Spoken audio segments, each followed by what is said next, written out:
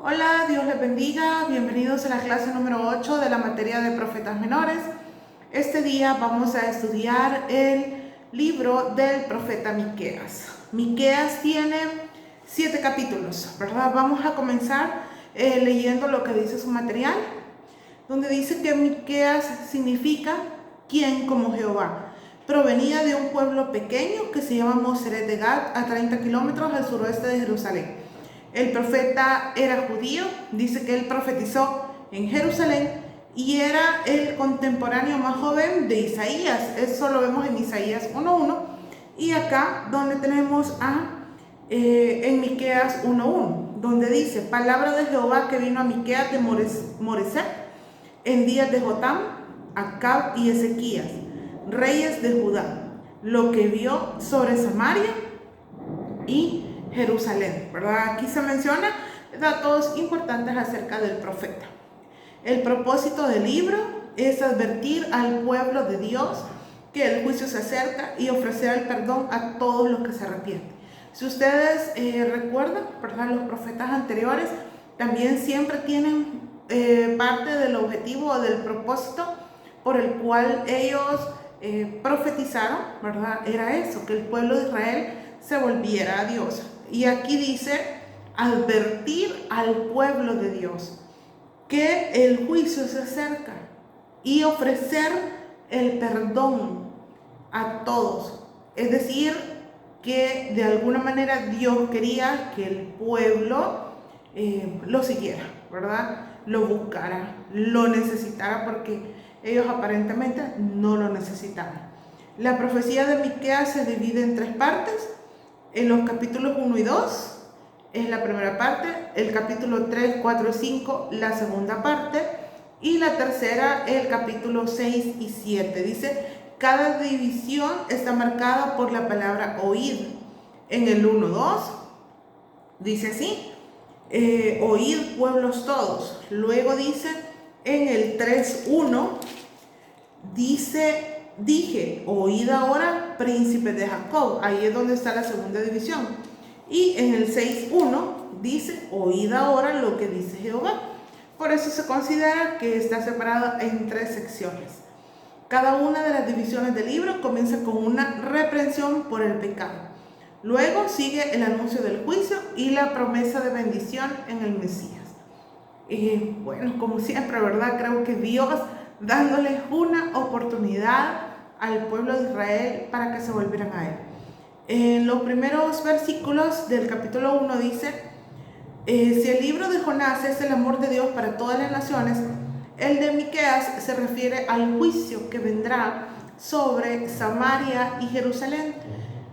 El primer emplazamiento para huir se dirige no solo a Israel, sino a todas las naciones. La causa del castigo de Dios es por la rebelión de Jacob y por los pecados de Israel. Y eso lo vemos en el versículo 5, dice: todo esto por la rebelión de Jacob y por los pecados de la casa de Israel. ¿Cuál es la rebelión de Jacob? No es Samaria. ¿Y cuáles son los lugares altos de Judá? No es Jerusalén. Siempre, ¿verdad? Mencionando a Israel. Eran las capitales, ¿verdad? Todas las que se mencionan aquí, que es Samaria y Jerusalén, estaban llenas de mucha corrupción. Luego, en el versículo del 10 al 15, Miqueas hace un llamado a ciertas ciudades de Judá para que se lamenten por la destrucción que venía sobre ellos. La profecía se cumplió cuando Sennacherib tomó las ciudades fortificadas en Judá. Eso lo vemos en 2 Reyes 18:13. Pero los versículos del 10 al 15 son los que hablan justamente de la ciudad de Judá. Ahí habla, ¿verdad? Acá dice, hablan sobre la profecía. Esta profecía, más bien dicho, se cumplió por Sennacherib en 2 Reyes 18:13. Recuerde siempre ir leyendo la referencia, ¿verdad? Para que podamos ir un poquito relacionando, ¿verdad?, lo que es el libro con lo que ya antes estaba escrito. En el 16, Miqueas, al contemplar la futura deportación del reino del sur a Babilonia, exhorta a todos a raparse en señal del duelo. Dice: ráete y trasquílate, por los hijos de tus delicias. Hazte calvo como águila, porque en cautiverio se fueron de ti, ¿verdad? Entonces, al saber, ¿verdad?, que iban a pasar por una situación difícil, pues les está diciendo que se rapen, ¿verdad? Porque aquí dice, ráete y trasquílate por los hijos de tus delicias. Hazte calvo como el águila. Los estaba invitando a eso. Miqueas en su capítulo 2 pronuncia, dice, un lamento sobre los nobles de la tierra, que eran lo bastante poderosos como para explotar a otros. Codician los campos y las propiedades de los demás y se apoderan de ellos mediante violencia y opresión. Yo creo que esto no solamente se dio en ese tiempo, sino que en la actualidad también se da esta situación, donde la gente quiere tener lo que otros tienen, y además de eso dice acá que algunos se apoderaban de ellos con violencia y represión. Quizás, tal vez en nuestra ciudad, donde nosotros vivamos, pues no se den ese tipo de cosas, pero en las regiones que son como un poco más remotas, por decirlo ahí, en el campo y todo eso, pues se daba bastante esa situación, ¿verdad? De que se apropiaban de lugares y de cosas, espacios, más bien dicho, ¿verdad?, que eran de otros. Eso era lo que se estaba dando ahí, porque se hacía, dice, que mediante violencia y opresión. O sea, que no era algo de, mire, yo voy a quedarme en ese terreno y ya, no, sino que era ir con violencia y con opresión.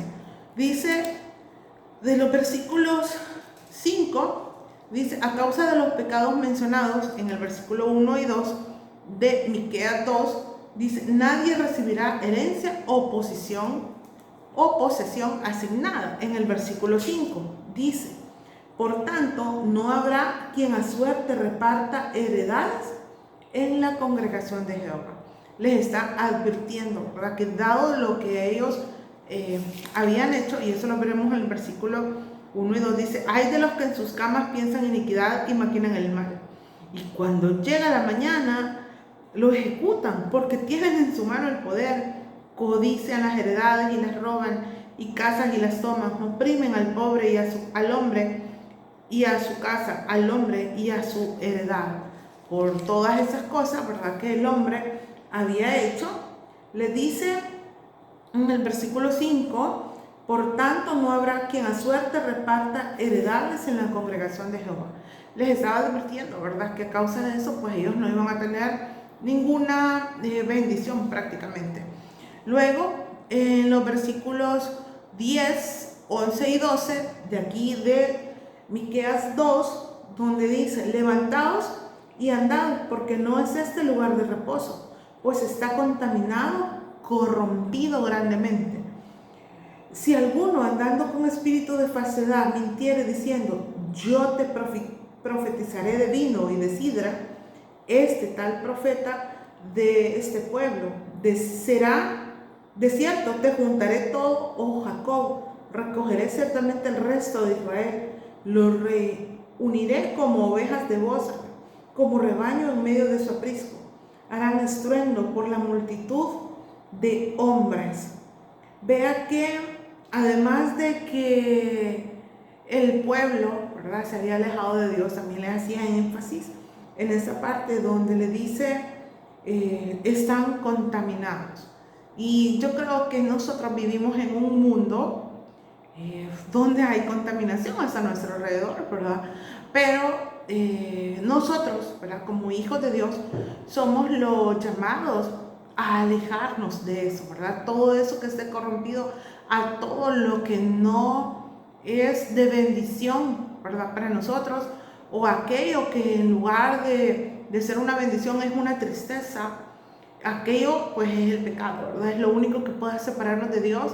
Y definitivamente que si en aquel tiempo estaba corrompido el mundo o la región de la cual estaban hablando, este tiempo no es la excepción, ¿verdad? Y nosotros estamos en medio de este mundo y somos llamados a rescatar a aquellos que están corrompidos, ¿verdad? Nosotros no nos tenemos que dejar corromper por los demás, sino que al contrario, venir y traerlos hacia Dios, que eso es lo que trataba cada profeta de hacer. Luego veamos en el versículo 13, dice, el pueblo de Dios no volverá a reunirse como ovejas sin un líder. este será el Mesías de Israel.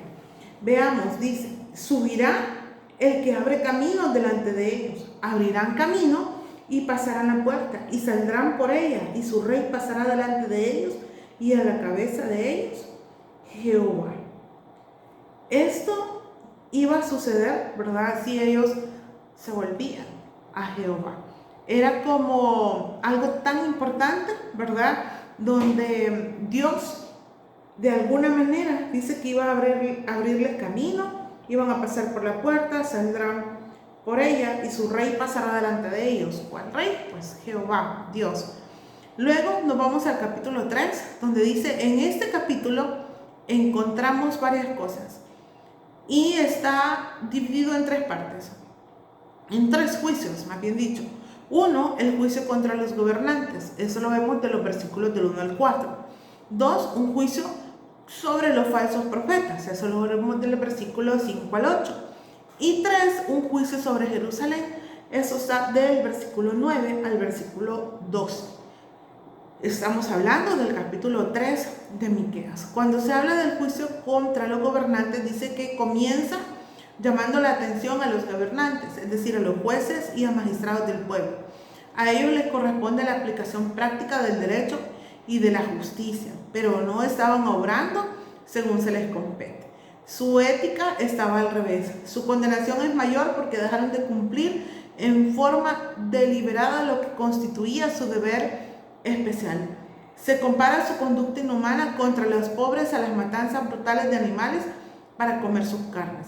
Su condenación será digna de su perversidad, porque cuando venga el castigo clamarán a Jehová por arrepentimiento, pero no por arrepentimiento, sino por la angustia del tormento, ya que ellos no han escuchado el clamor de los necesitados, tampoco serán escuchados ellos. De verdad que cuando se habla aquí de un juicio contra los gobernantes de ese tiempo, porque habla príncipes de Jacob y jefes de la casa de Israel, no concierne a vosotros saber lo que es justo. Yo creo que la justicia de Dios, definitivamente que es la real, la verdadera. Nosotros como seres humanos no somos justos. Definitivamente que cuando aquí les llama la atención a los líderes, a los gobernantes de ese tiempo, les está diciendo que no habían actuado con justicia y Dios se había dado cuenta de eso. Creo que es algo que nosotros tenemos que orar mucho, ¿verdad? Por los gobernantes, bueno, de nuestro país, de otros países, porque ellos tienen una gran carga, de verdad, y si no buscan la dirección de Dios, pues es bien difícil que puedan gobernar un pueblo o una nación. Pero entonces era parte de lo que estaba pasando acá, porque dice que a ellos les iba a venir un castigo porque no habían sido justos, porque Dios es un Dios de justicia. Y cuando alguien dirige mal una nación, ¿verdad? Pues Dios, pues sí lo toma en cuenta, ¿verdad? Es bueno, de verdad, por eso que nosotros podamos orar por ellos, porque de alguna manera, ¿verdad? Su corazón está cargado con muchas cosas, muchas decisiones por tomar y a veces pueden equivocarse, pero nosotros como hijos de Dios, ¿verdad? Podemos respaldar a través de las oraciones a ellos. Luego tenía un juicio sobre los falsos profetas. Dice que se hacen acusaciones contra los profetas mentirosos. Estos engañan intencionalmente al pueblo.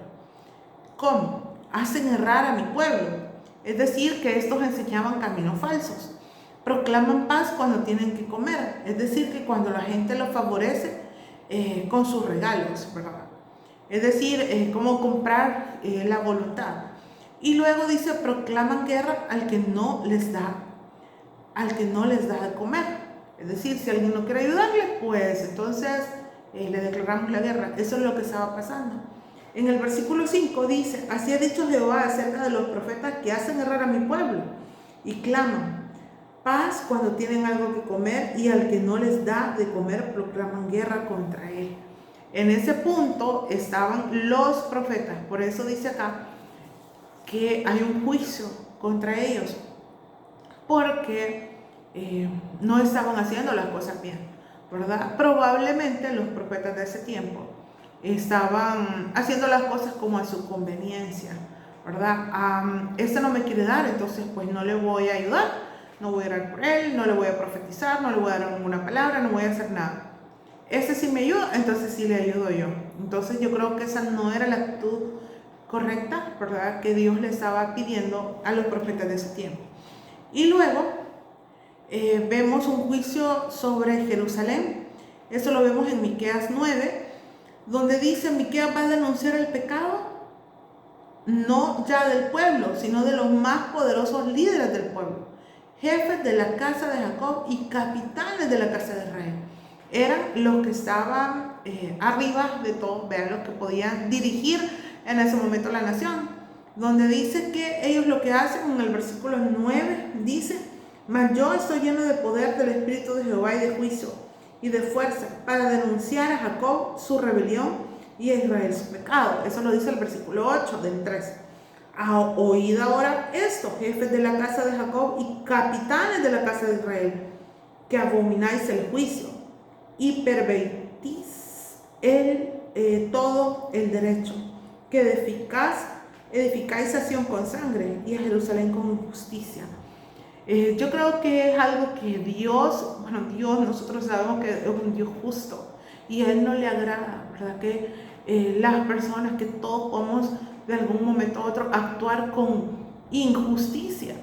Y yo sé que muchas veces nosotros creemos que las demás personas actúan siendo injustas, pero algo sí les puedo decir, que nosotros tenemos un Dios justo y que Él en su tiempo y en su momento, ¿verdad? Va a pasar lo que nosotros necesitamos que pase, ¿verdad? Que se pueda hacer justicia con lo que usted pueda estar viviendo, con la situación que pueda estar viviendo con alguien, ¿verdad? En su casa, en su familia, en la situación en la que pueda estar, en un trabajo, en lo que sea. Dios no se queda con nada, de verdad.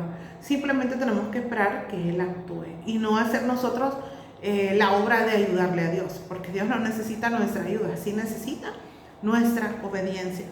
Dice acá que lo que hacían era que abominaban el juicio, los jefes de Jacob y los de la casa, ¿verdad? Los capitanes de la casa de Israel pervertían el derecho, edificaban a Sión con sangre, edificaban a Jerusalén con injusticia.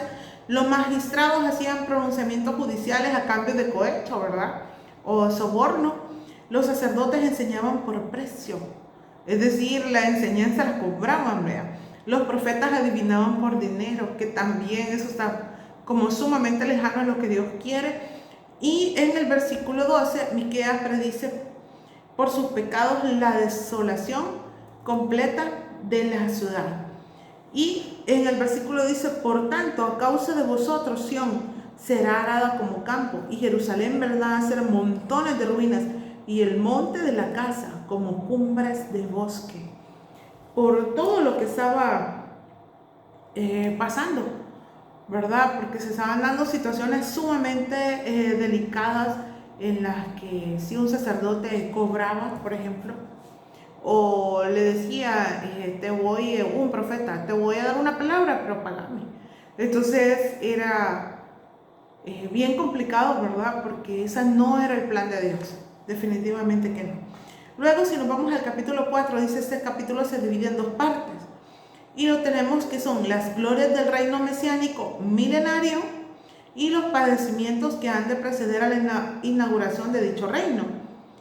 Y quizás es importante, bueno, aquí dice que hay que comparar los versículos de 1 al 4 de Miqueas con Isaías 22, 31, porque dice que esos son bastante idénticos. Es importante, como les menciono, que podamos tener siempre a la mano nuestra Biblia, ¿verdad? De manera física, o pues la pueden tener ustedes ahí de manera digital, ¿verdad? Pero poder ir estudiando cada material que ustedes tienen aquí, ir leyendo, más bien dicho, la palabra de Dios, al mismo tiempo que ustedes puedan ver este video. Si nosotros leemos Isaías 22, 31, que es el que nos menciona acá, dice, se ve que son idénticos. Y Miqueas del 1 al 4 Miqueas, aquí está. Dice, acontecerá en los postreros tiempos que el monte de la casa de Jehová será establecido por cabecera de montes, y más alto que los collados, y correrán a él los pueblos. Y vendrán muchas naciones y dirán, venid y subamos al monte de Jehová, y a la casa del Dios de Jacob. Nos enseñará en sus caminos y andaremos por sus veredas, porque de Sión saldrá la ley y de Jerusalén la palabra de Jehová. Él juzgará entre muchos pueblos y corregirá naciones poderosas hasta muy lejos. Y así sucesivamente continúa hablando. Son 4 versículos donde habla acá. El título que se le pueda dar al libro de Miqueas, en este capítulo dice Reinado Universal de Jehová. Y yo creo que en serio, de verdad, anhelo que ese tiempo llegue en el que Dios va a gobernar, en el que sabemos que no van a haber cosas injustas, ¿verdad? Sino que todo, de verdad, va a ser como Dios quiere que sea. Luego veamos acá las glorias del reino mesiánico y milenario, ¿verdad? En esta dice, la frase en los postreros días es bien conocida en los escritos proféticos. Describe los días cuando Dios reinará sobre su reino perfecto. Será una era de paz y bendición cuando la guerra terminará para siempre. Los instrumentos que antes servían para guerrear y matar se utilizarán con fines pacíficos, ¿verdad? Aquí estamos hablando justamente de los versículos del 1 al 4, ¿verdad? Prácticamente del libro de Miqueas, que son los que acabamos de estar leyendo. Luego dice del 6 al 7, Dios recogerá a su pueblo Israel, con ellos constituirá su remanente, les dará poder y gobernará sobre ellos en el monte de Sión. Eso lo vemos en el 6 y en el 7 de Miqueas, donde dice, en aquel día, dice Jehová, juntaré la que cojea y recogeré la descarriada y a la que afligí. Y pondré a la coja como remanente y a la descarriada como nación robusta. Y Jehová reinará sobre ellos en el monte de Sión desde ahora y para siempre. Y tú, oh torre del rebaño, fortaleza de la hija de Sión, hasta ti vendrá del señorío primero, el reino de la hija de Jerusalén. De verdad que Dios no solamente declaraba juicio, sino que les decía también lo que podía pasar si ellos lo seguían, si ellos creían, si ellos buscaban lo que verdaderamente Dios tenía para ellos. Eso lo vemos en el capítulo 4, en el 5 de Miqueas. Vemos la primera venida del Mesías. Y Miqueas indica primeramente el lugar del nacimiento de Jesús, ¿verdad? Eso lo vemos en Miqueas 5, 2 y 3, donde dice, pero tú, Belén Efrata, pequeña para estar entre las familias de Judá, de ti me saldrá el que será Señor en Israel, y sus salidas son desde el principio de los días de la eternidad. Pero los dejará hasta el tiempo que dé a luz la que ha de dar a luz, y el resto de sus hermanos se volverán con los hijos de Israel. Esta es una de las profecías, ¿verdad?, que se ven cumplidas en el Nuevo Testamento, donde se habla del lugar, ¿verdad?, donde iban a ser Belén, Efrata, ¿verdad? Belén significa casa de pan y Efrata significa fructífera. Esta es la segunda venida del Señor, y eso lo vemos en los versículos del 4, siempre del 5, del 4 al 6, donde habla de la segunda venida. Los versículos 2 y 3 hablan de la primera venida de Jesús y luego de la segunda venida. Por ejemplo, dice que en ese tiempo Él será paz. En la segunda venida lo será para Israel en 3 sentidos, porque la va a defender de sus enemigos, le dará poder para que ellos mismos lo venzan y destruirá todas las armas de guerra y también la idolatría. Este capítulo 5 de verdad es muy emblemático de Miqueas, y es importante que podamos leer versículo a versículo para que podamos ir comprendiendo de una mejor manera. Nos vamos al capítulo 6 de Miqueas. Dice que este capítulo 6 toma la forma de una controversia entre el Señor y su pueblo descarriado. Los capítulos 6 y 7 proclaman el castigo y hacen un llamado para que el pueblo se arrepienta. vemos una acusación de Dios de los versículos del 1 al 5, una primera respuesta de Israel de los versículos del 6 al 8, y es importante que nos demos cuenta que Dios, ¿verdad?, les decía siempre las cosas buenas que les podían pasar si lo buscaban, pero también estaban las consecuencias de no buscarlo, y esas eran las con las que ellos tenían que vivir. En el versículo 5, 6, 8, Miqueas 6, 8, que de verdad para mí es uno de mis versículos favoritos, donde dice: oh hombre, Él te ha declarado lo que es bueno, ¿y qué pide Jehová de ti? Solamente hacer justicia y amar misericordia y humillarte ante tu Dios. La voz de Jehová clama a la ciudad, es sabio temer a tu nombre, prestad atención al castigo y a quien lo establece.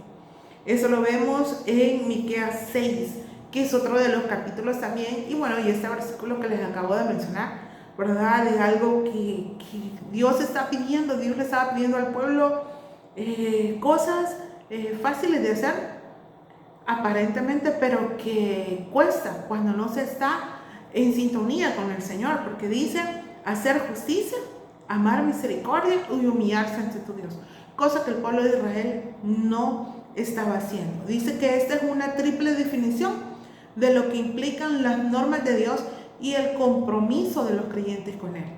Hacer justicia es ser imparciales y honrados en sus relaciones con los demás. Amar a misericordia sería mostrar una genuina compasión y misericordiosa a las personas necesitadas, y humillarse diariamente delante de Él en un santo temor y reverencia. Luego de eso hay una segunda acusación de Dios de los versículos 9 al versículo 16. Y terminamos con unos consejos y las obras de Acab, que eso lo vemos en los versículos 16. Dice: porque los mandamientos de Omri se han guardado y toda obra de la casa de Acab, y en los consejos de ellos anduviste, para que yo te pusiese en asolamiento y tus moradores para burla. Llevaréis por tanto el oprobio de mi pueblo. Esas dos personas que se mencionan acá, Omri dice que fue un perverso fundador de Samaria, y Acab fue alguien idólatra, que es uno de los reyes, de verdad, de los peores reyes que tuvo el pueblo, y lo seguían a ellos. Entonces, ¿qué podíamos esperar del pueblo de Israel? Dice acá entonces que la idolatría se introdujo de Israel al reino del sur, de modo que tanto Jerusalén como Samaria eran ahora culpables y serán un motivo de espanto, de burla y oprobio entre sus enemigos. Y luego, para finalizar, tenemos el capítulo 7 de Miqueas, donde Miqueas expresa el estado de la sociedad, y eso lo vemos de los versículos 1 al 10, donde en los primeros dos dice: Miqueas indica que Israel está tan carente de hombres buenos como un huerto o viñedo después que se han recogido los frutos y solo quedan rebuscos. Es decir, si no hay frutos en un viñedo, eso pues no funciona, no sirve, ¿verdad? Entonces así estaba de ¿cómo se llama? De terrible, digamos, la situación del pueblo de Israel. Luego tenemos que de los versículos 7, versículo 7 dice: en medio de una sociedad moralmente enferma, Miqueas puso su fe en Dios y en sus promesas. Y créanme que Miqueas tiene muchos versículos sumamente importantes, y este es uno de ellos, como Miqueas 5:8, ¿verdad? Miqueas 5:2, perdón, Miqueas 6:8, y de verdad les sugiero que se los aprendan de memoria.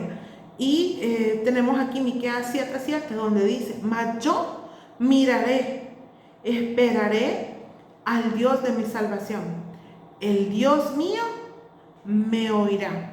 Y esa confianza es la que nosotros tenemos que tener eternamente en el Señor, aún cuando estemos en una situación difícil y complicada, porque dice que Él es el Dios de mi salvación, el Dios mío me oirá. Confiar en eso, confiar en que Dios nos escucha. ¿verdad? Son parte de los, como les digo, los versículos de verdad que sería bueno, ¿verdad? Que nosotros podamos aprender y memorizar y recordarlos, porque son palabras de verdad que pueden edificar nuestra vida. En los versículos 11 al 13 se habla de la seguridad de la restauración de Israel. El versículo 14 es una oración por el cuidado de Dios. Dice: apacienta tu pueblo con tu callado, el rebaño de tu heredad, que mora solo en la montaña, en campo fértil. Busqué pasto en Basán y Galaad como en el tiempo pasado. Yo les mostraré maravillas como el día que saliste de Egipto. Aquí vemos el título que tiene desde los versículos 14 al 20, dice: compasión de Jehová por Israel. O sea, Dios de verdad que es sumamente bueno. Y no importa qué es lo que hayamos hecho, donde estemos, o qué es lo que hemos pensado hacer, porque muchas veces, como decíamos aquí al principio, leíamos que dormido, ¿verdad? Se piensa en la iniquidad, en lo que uno va a hacer, y al final el día se levanta y hace lo malo que ha pensado hacer, porque así somos nosotros.